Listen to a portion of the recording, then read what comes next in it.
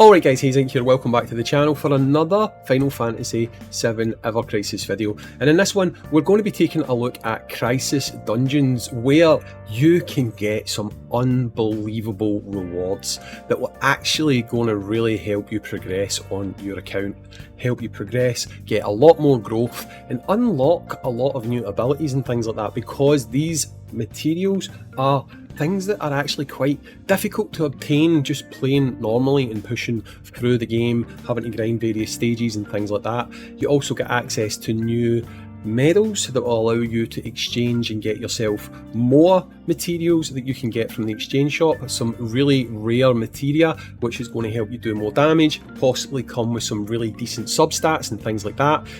But this is somewhere you want to get to as soon as possible. So we're going to be going in. I'd done this run earlier and recorded it so I can narrate over it without having to look down too much at what I'm doing, but you'll see how this works. So when you go in, you can see that there's various bonuses that you can get, like this one. Thunder is particularly effective, so I was making sure that my unit, Cloud, who has got the suit, gets increased thunder damage, so it makes sense to have the most thunder things on this guy, right? Now, this works in a... try to figure out another game that does this. Basically, each stage you beat increases the level of the bosses that you fight. Now, some of the bosses are optional, like you can get past them without fighting them. Obviously, you need to beat them all to get all the rewards, but if maybe you were struggling a little bit and you knew that beating the second last boss would push the difficulty level of the last boss up by that much, you would struggle to beat them, then I suppose you've got the option where you could bypass a stage and stop the threat level being increased to maximum, but that's obviously going to stop you getting S+, which would stop you getting the maximum amount of rewards, right?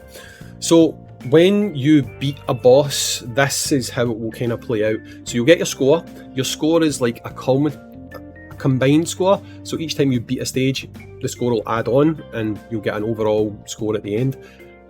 When you beat the boss, however, you'll see here the crisis level will increase, which makes the rest of the enemies more difficult, and you get a trance ability that you can use to boost elements of your team. So I went with physical attack for all of these because this team, my two main DPS characters, are really focused on physical attacks, so I was boosting physical attack at all times.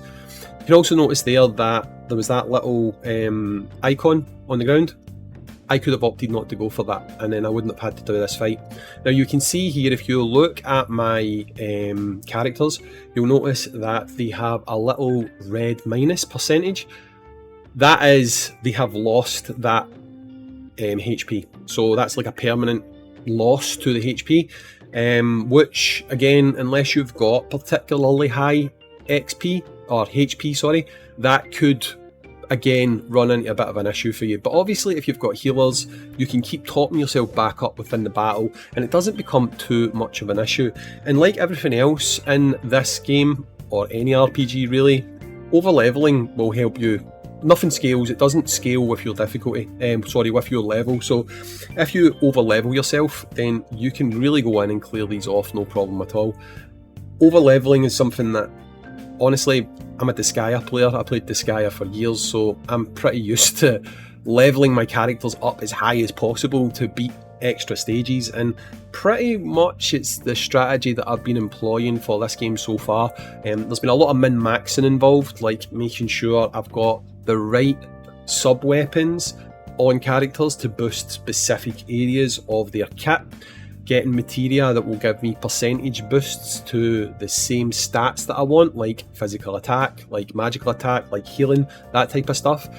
Putting those things onto characters that are actually going to benefit is going to really help you push on and beat a lot of stages, and this is no exception. Now, by the time I had challenged this stage, I was already too strong for it, so it wasn't really a problem, you know. But if I'd done it sooner, I would have probably got stronger quicker, because you'll see yourself, the amount of rewards you get from this are absolutely insane. I think the gem pickup was 300, pretty sure it was 300 crystals, and I'm almost sure we'll see at the end when we see the result screen. I think in total, just this one stage was 1,100 crystals for beating it. And that was just the crystals. Never mind the other stuff, like the grindstones to level weapons and stuff like that. There was loads of that, right? So really doing these stages as soon as you possibly can is really going to help you push on. The way that you unlock this is there is a tower mode. I don't think I've gone over tower mode, right? But there is a tower mode. Doing tower mode is going to help you unlock crystals, which will help you unlock nodes in your character stream. But pushing down through that, I think it's level 10. It's maybe level 10 or level 15, I'm not entirely sure, it's one of the two of them, unlocks the Crisis Dungeon. So when you can, work your way through the tower mode, and that is going to give you access to this Crisis Dungeon, which, the first one at least, if you're able to push down to say level 15 of the tower, I don't really think you're going to have much issue kind of taking this on.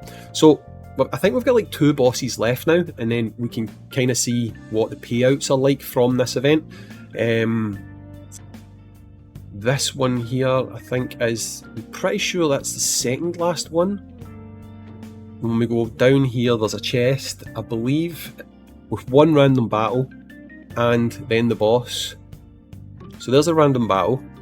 I say random, they're not really random battles, guys. Like, when you play Final Fantasy VII, you'll know that you can have a battle, then you wander about a little bit more and you'll get another one.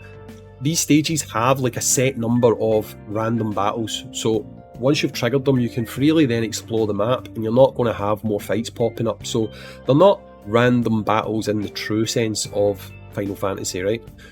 So there's a chest just down here.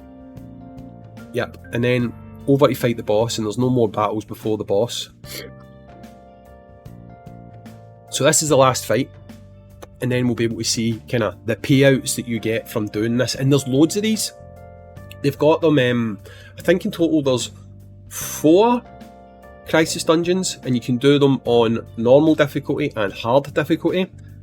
Both sets of difficulties have insane rewards, and then they've got 2 event ones at the top. Now those are very hard, right? You're going to have to, I mean, it depends how fast you're going in the game, but I believe the power cap on them that it expects you to have is between 79,000 power and I think it's 140. That, they run for 39 days. Most people probably are not going to be able to tackle them until they're within the last week, maybe last 2 weeks of that, unless they're wailing like crazy to buy everything within the game. So I don't see them being beaten for a little while yet, but again, even there, the rewards are absolutely insane. So we're now going to see exactly what you get for beating the Crisis Dungeon, and you'll see yourself why I really think this is something that if you can push, get yourself here, you're going to get a lot of bonus. Now, just wait till you see this, right? So S rank, that's S plus rank, that's the top rank, and here's the rewards. You got all of this, all of that, all of that, all of that. Just, it keeps coming. It just keeps coming. 2 brand new materia spells as well, so that you can craft even more materia for your units.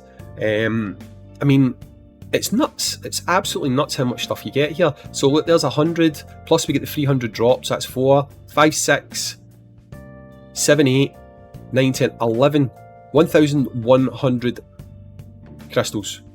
That is 1/3 of the way to a summon just by doing that one single level.